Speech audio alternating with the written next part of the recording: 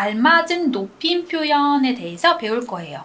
이미 학교에서 다룬 친구들도 있을 거고 다룰 친구들도 있을 텐데 한번 하나하나 살펴보도록 하겠습니다. 글의 제목만 봐도 이 글이 무엇을 이야기하려고 하는구나 를 알 수 있죠. 알맞은 높임 표현에 대해서 이야기를 하려고 하는구나. 그런데 이게 문단이 모두 몇 개로 이루어져 있어요? 자, 여러분들 문단의 짜임 배웠나요? 문단은 어때요? 다른 문장에 비해서 이렇게 하나씩 들여 쓴 것들을 문단이라고 합니다. 자, 그럼 총 몇 개의 문단이 있죠?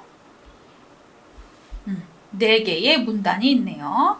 자, 그럼 우리는 이 글은 총 4개의 문단으로 구성되어 있구나를 생각하면서 자, 문단의 숫자를 매겨줄게요. 각 문단들이 어떤 중심 내용을 가지고 구성되어 있는지 하나하나 살펴보도록 하겠습니다. 친구들과 대화를 할 때와 어른들과 이야기를 할 때 우리는 서로 다른 말을 사용해야 한다는 것을 알고 있나요? 알고 있나요? 하고 물음표 나왔네요. 첫 문장부터 여러분들에게 질문을 던졌어요. 이것은 어떤 의미일까요? 이 글을 쓴 저자가 이 저자가 여러분들한테 화제를 던진 거예요. 나 이런 얘기 하고 싶어. 너네 생각은 어때? 너희가 가지고 있는 어떤 생각이나 의견 이런 것들은 어때? 경험은? 이것과 관련한 경험은 어떤 게 있어? 하고 떠올려 볼 수 있도록 관심을 끌려고 내가 이러한 주제에 대해서 이야기하고 싶어를 말하기 위해서 이런 질문 기법을 쓰는 거예요. 자, 그러면 우리가 친구와의 대화와 어른과의 대화는 다르게 표현을 해야 되는구나. 내가 평상시에 친구들하고 이야기할 때 어떻게 말하지? 어른들께 얘기할 때는, 대화할 때는, 어른들과 대화할 때는 어떻게 말하지를 떠올려 보겠죠. 그 효과가 있는 거예요. 우리가 사람은 되게 본능적으로 질문을 하면 답하고 싶게 되어 있거든요. 그래서 질문을 함으로써 여러분의 생각이 막 회전될 수 있도록, 머리가 회전될 수 있도록 하는 겁니다. 자, 그러면 그 다음 이어서 읽어볼게요. 자, 나보다 어른인 사람과 이야기를 할 때에는 높임 표현을 써야 합니다.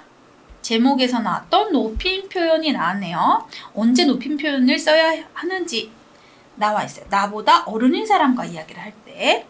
자, 높임 표현이란 하고 이란 마지막 끝에 동사를 보면 것입니다, 입니다. 이렇게 표현된 것은 정의, 뜻을 이야기하는 거구나. 그것 정의와 뜻을 이야기하기 위한 표현이구나를 여러분들이 알아야 돼요.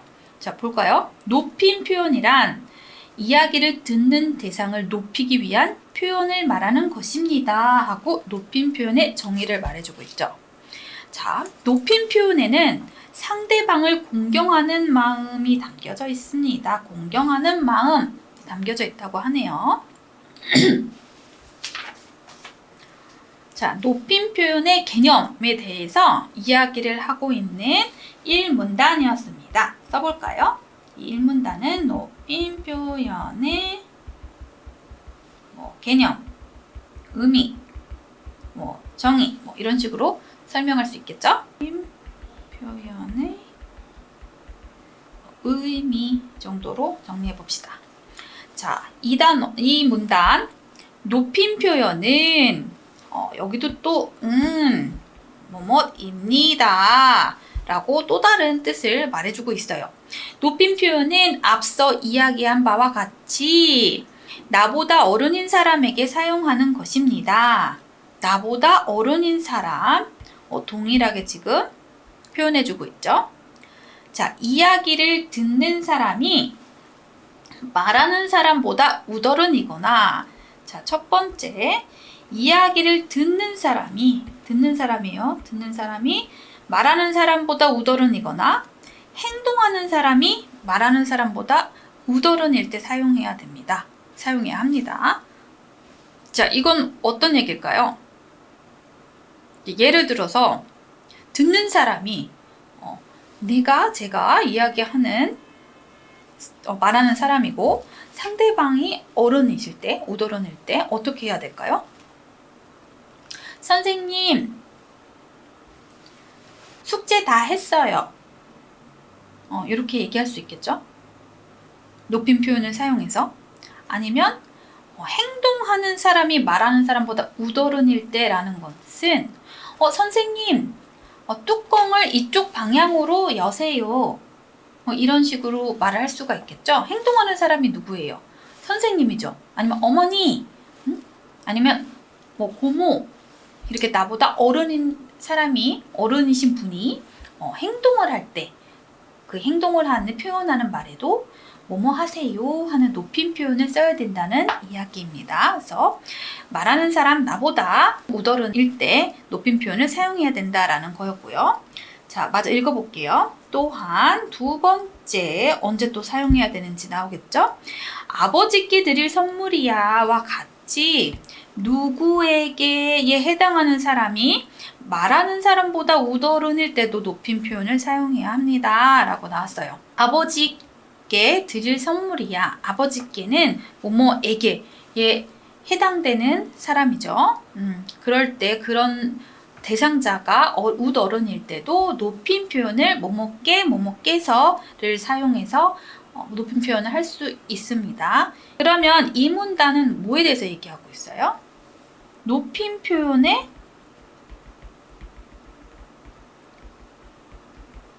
사용, 아니면 사용 대상, 이런 식으로 정리해 볼 수 있겠죠? 이 문단에선 이런 내용으로 이런 내용을 중심으로 이야기하고 있구나, 우리가 알 수 있어요. 자, 그럼 3문단 한번 볼게요.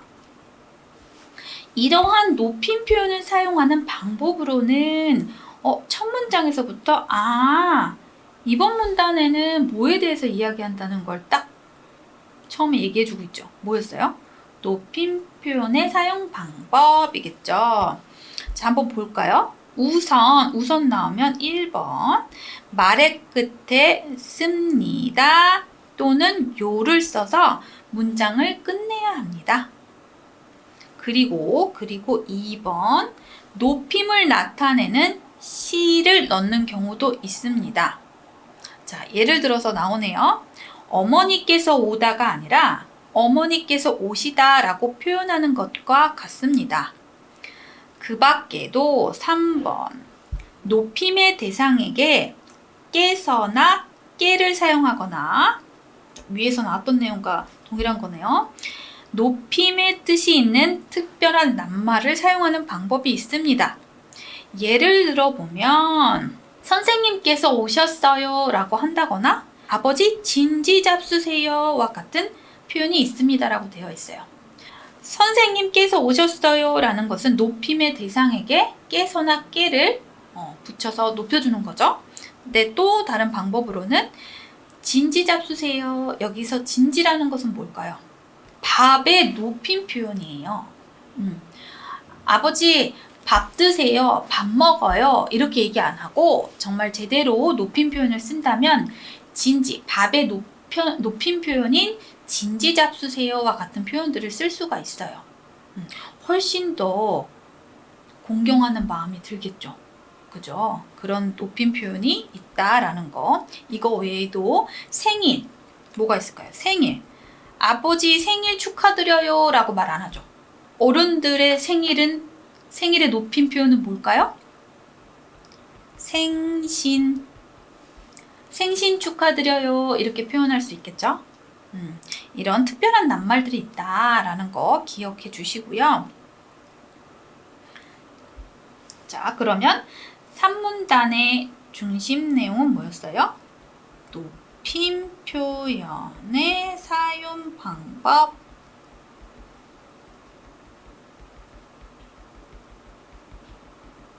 마지막 문단이네요. 4문단. 어른과 이야기할 때에는 높임 표현 외에도 지켜야 할 언어 예절들이 존재합니다. 언어 예절이 존재한대요. 어떤 걸 말하는 걸까요? 우선 하고 나오네요. 1번 바른 자세로 예의 바르게. 바른 자세로 예의 바르게 이야기해야 합니다. 그렇죠. 어른과 이야기할 때 막 짝다리 짚고 몸을 흔들면서 이렇게 이야기하면 어떨까요? 버르장머리 없어. 예의가 없네. 이런 소리를 듣기가 쉽겠죠. 상대방이 내 말을 진심으로 듣고 있지 않구나. 경청하지 않고 있구나. 나를 존중하지 않는구나 라는 느낌이 들 거예요. 왜냐하면 사람이 대화를 하는 데는 언어적인 표현뿐만 아니라 비언어적인 표현도 굉장히 중요하거든요. 대화를 할 때, 이야기를 할 때 그 사람의 눈빛, 표정, 몸짓, 태도, 말투, 목소리 톤 이런 것들이 그 사람이 말하는 의도나 감정, 그 진심을 전해주는 거거든요. 네, 그래서 여러분들 그 말뿐만 아니라 이런 비언어적인 태도들 이런 것도 잘 지켜서 이야기를 해야 된다는 거 꼭 기억해 줬으면 좋겠습니다. 그리고 2번 듣는 사람을 바라보면서 말해야 합니다. 여러분들 혹시 집에서 흔하게 일어날 수 있는 일일 것 같아요. 내가 다른 게임을 하고 있거나 아니면 다른 걸 하고 있는데 엄마가 불러요. 어머니가 부르면 어떻게 해요? 네 하고 쳐다보면서 대답 잘 하고 있나요? 어머니가 집에서 여러분들을 부르고 밥을 먹어라 아니면 어디를 가자 뭐뭐 하자라고 제안을 했을 때 아이들이 자기 하고 있던 것 때문에 쳐다보지도 않고 대답하면 굉장히 속상할 거예요. 그렇죠? 이런 것 자체도 언어 예절이라고 하는 거예요. 우리가 가족끼리는 서로 워낙 친밀하고 가깝기 때문에 이런 예절을 더 좀 못 지키는 것 같아요. 잘 지키는 친구들은 계속해서 그렇게 해주면 너무 좋을 것 같고요. 혹시나 생각해보니까 내가 그렇게 못하고 있었네 하는 친구들은 지금 우리가 배운 것들을 토대로 일상생활 속에서 잘 적용해서 이야기 나누면 좋을 것 같아요. 예의 바르게, 바른 자세로 예의 바르게, 그리고 듣는 사람을 바라보면서 이렇게 말해야 된다고 합니다. 자, 요 마지막 문단은 언어 예절. 지켜야 할 언어 예절에 대해서 이야기하고 있네요. 지금까지 읽은 지문의 5줄 요약을 한번 해보겠습니다. 자, 앞에 읽은 내용을 5줄로 중요한 것들 위주로 요약한 거고요. 선생님이 먼저 읽고 난 후에 여러분들이 따라 읽고 그 다음에 작성해 보도록 하겠습니다. 자, 선생님이 먼저 읽을게요. 1. 나보다 어른인 사람과 이야기할 때에는 높임 표현을 써야 합니다. 시작! 2. 높임 표현이란 이야기를 듣는 대상을 높이기 위한 표현을 말하는 것입니다. 시작! 3. 높임 표현은 듣는 사람이 말하는 사람보다 우더른이거나 행동하는 사람이 말하는 사람보다 우더른일 때 사용합니다. 시작! 4. 높임 표현을 사용하는 방법으로는 우선 말의 끝에 씁니다. 또는 요를 써서 문장을 끝내야 합니다. 시작! 어른과 이야기할 때에는 바른 자세로 예의 바르게 이야기하고 듣는 사람을 바라보면서 말해야 합니다. 시작! 여러분들 잘 읽어보았나요? 아래 보시면 이렇게 원고지 같은 형태의 칸노트가 있어요. 자, 여러분들 수업이 끝난 직후에 요 5줄을 그대로 따라 써보는 연습을 해볼 건데요. 지금 수업 시간에 이걸 다 할 수가 없어서 숙제로 내주는 거예요. 자, 1번부터 5번까지 글씨는 또박또박, 그리고 문장 부호와 띄어쓰기, 맞춤법 신경 쓰면서 한번 따라 써보세요. 여러분들 아직 3학년이기 때문에 이 두뇌 개발하는 시기도 아직 많이 남아있어요. 이렇게 글씨 쓰는 연습이 소근육 발달에도 도움이 많이 되고 그 소근육 발달로 인해서 여러분들의 두뇌가 굉장히 발달될 수 있거든요. 더 똑똑해지는 거예요. 그러니까 여러분들 꼭 잊지 말고 귀찮다고 힘들다고 안 쓰지 말고 써보는 기회 가졌으면 좋겠어요. 자, 수업이 끝난 후에 써보기로 하고 우리가 지문을 통해서 새롭게 배운 어휘에 대해서 읽고 외워보도록 하겠습니다. 대상, 선생님이 먼저 읽으면 따라 읽어주세요. 대상, 어떤 일의 상대 또는 목표나 목적이 되는 것. 시작. 공경, 공손히 받들어 모심. 시작. 우덜은, 나이나 지위, 신분, 학렬 따위가 자기보다 높아 직접 또는 간접으로 모시는 어른. 비슷한 말 어른. 시작. 경우, 놓여있는 조건이나 놓이게 된 형편이나 사정. 시작. 진지, 밥의 높임말. 시작. 예절, 예의에 관한 모든 절차나 질서. 시작. 어휘는 여러분들이 모든 학습을 하는데 가장 기본적인 거기 때문에 새로운 어휘가 나오거나 내가 모르는 어휘가 나오면 꼭 암기하고 넘어갑니다. 알겠죠? 지금 읽어봤던 어휘들은 여러분들이 수업 시간이 끝난 다음에 짧은 글짓기를 통해서 실생활에서 어떻게 활용할 수 있는지 해보면 좋겠어요. 선생님하고 한 개 정도 해볼까요? 공경 해볼까요? 공경? 을 공경하는 마음을 갖자. 자, 이런 표현을 쓸 수 있겠죠. 자, 또 대상. 대상은 어떻게 쓸 수 있을까요? 이번 주 과학 실험 대상은 개구리이다. 선생님이 어렸을 때만 해도 과학 실험 시간에 막 개구리 실험도 하고 했었는데 요새는 안 하죠. 동물 보호 때문에. 뭐 어쨌든 이런 대상이라는 말을 쓸 때 이런 식으로 써볼 수 있다라는 거. 여러분들 지금 선생님이 한 것처럼 짧은 글짓기를 이 새로운 단어들 가지고 해보면 훨씬 기억에 잘 남고요. 또 다음번에 이 어휘를 써야 되는 상황이 왔을 때 또 쉽게 사용할 수가 있게 돼요. 그럼 어때요? 내가 알고 있는 게 점점 늘어나면서 이해할 수 있는 폭도 너무 넓어지고 대화도 더 어휘도 풍성해지겠죠? 그러니까 여러분들 꼭 한번 나머지 어휘들도 짧은 글짓기 해보시고요. 마지막에 어휘를 쓰는 부분이 있어요. 기억해서 쓰는 부분. 그러니까 이 뜻까지 달달달달 외우지 못하더라도 이 뜻을 이해했으면 이 표제어라도 외워봅시다. 어떻게 해요? 대상, 공경, 우덜은 경우, 진지, 예절. 뭐라고요? 대상, 공경, 우덜은 경우, 진지, 예절. 자, 이렇게 있다는 거. 좀 이따가 어떤 새로운 단어들을 배웠지? 하고 선생님 질문하면 이렇게 쭉쭉쭉쭉 말해줄 수 있어야 돼요.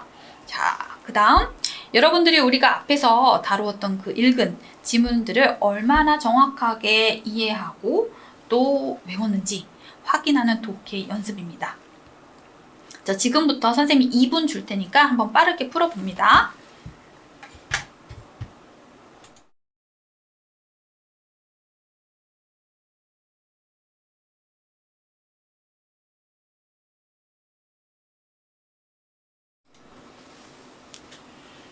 자, 여러분들 다 풀었나요? 그럼 선생님하고 하나하나 한 문제 한 문제 읽어보면서 정답 체크를 해보도록 하겠습니다.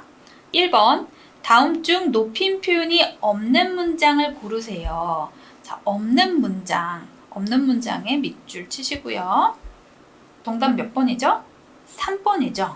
친척 동생이 선물을 줬다. 높임 표현이 들어가 있지 않네요. 자, 1, 2, 4, 5는 모두 높임 표현이 잘 들어갔어요. 1번은 엄마가 아니라 어머니, 할아버지께서 오셨어요의 시를 표현한 높임 표현으로 잘 표현을 했고요. 할머니 진지 잡수세요. 그죠? 밥의 높임 표현이 특별한 낱말 진지 그리고 잡수세요 라는 표현으로 높여주었어요. 자, 4번. 자, 1번도 맞고 2번도 맞고 3번은 높임 표현이 전혀 없었고요. 자, 내일은 아버지 생신이다. 맞죠? 생일의 높임 표현은 생신이라고 했죠. 높임 표현 특별한 낱말 생신이었습니다. 그 다음에 5번 선생님 감사히 받겠습니다. 습니다. 표현으로 자 높임 표현이 잘 들어가 있네요. 자 2번 볼게요. 다음 중 본문의 내용과 다른 것은 다른의 밑줄 다른 걸 찾아야 되네요. 어떤 걸까요? 그렇죠. 4번이죠. 높임의 뜻이 있는 단어는 사용하지 않는다. 그거였나요? 아니죠. 높임 표현을 잘 사용해야 되죠. 높임 표현을 사용해야 하는 대상에게. 그쵸? 자, 그럼 나머지는 다 어때요? 높임 표현에 대한 맞는 선지들이겠죠? 볼까요? 1번 나보다 어른인 사람과 이야기할 때는 높임 표현을 쓴다. 맞죠?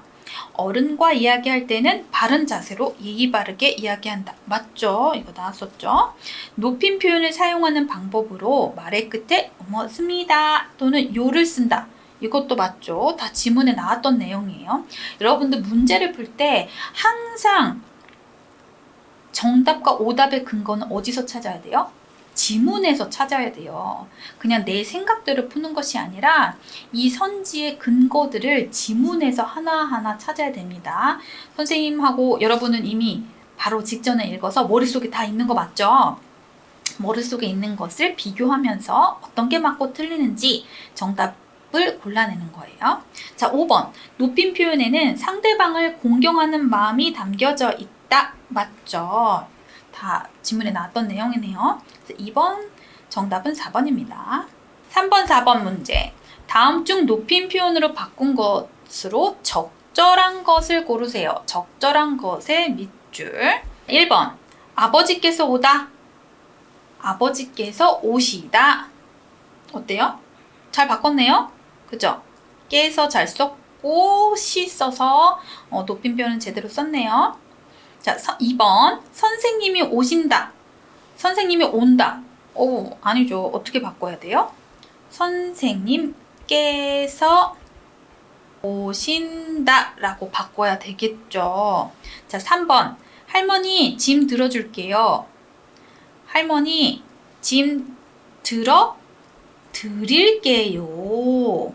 드릴게요 라고 바꿔야 되겠죠. 자, 4번 삼촌이 집에 오셨어. 어떻게 해요? 삼촌께서 집에 오셨어 라고 바꿔줘야 되겠죠? 어머니께서 간식을 주셨다. 엄마가 간식을 줬다. 이거는 어때요? 그냥 이 두 개가 바뀌었네요. 어머니께서 간식을 주셨다 라고 했었어야 맞죠? 자, 그래서 정답은 1번입니다. 자, 다음 대화를 보고 높임 표현을 써야 할 문장을 고르고 조건이 하나 있네요. 문장을 먼저 고르고 그 다음에 어떻게 해요? 바르게 고친 것을 고르세요. 자, 높임 표현을 써야 할 문장이 어떤 게 있을까요? 할아버지, 얘들아 집에 왔으면 손을 씻어야지. 민수, 네, 손 씻을게요. 담비, 저는 벌써 다 씻었어요. 종인, 할아버지 밥 먹어. 딱 봐도 알겠네요. 디귿이네요. 자, 디귿인 게 5번밖에 없어도 5번 정답인데 어떻게 잘 바꿨는지 볼까요? 할아버지도 진지 잡수세요. 잘 바뀌어 있네요. 그죠? 네. 밥의 특별한 높임 표현, 진지, 특별한 낱말이 진지였죠? 잡수세요. 잘 썼고요. 그래서 정답은 5번입니다. 여러분들 다 맞았나요? 선생님하고 꼼꼼하게 지문 분석을 했으니까 아마 좀 쉬웠을 수도 있지만 또 어려운 친구도 있었을 수 있어요. 자, 선생님하고 매주 만나면서 하나하나 지문 분석을 꼼꼼하게 하다 보면 문장을 이해하고 그 단락을 이해하고 전체 글을 흐름을 파악하고 핵심 주제, 핵심 문장, 핵심 개념 파악하는데 도움이 많이 될 거예요. 그렇다 보면 이것도 틀리지 않고 언젠가 다 맞을 날이 있을 수 있으니까 힘내세요. 자, 그러면 요 다음은 기억력 연습. 아까 전에 선생님 말했죠. 여러분들이 새롭게 배운 어휘들 외웠던 거 여기다 써보는 거예요.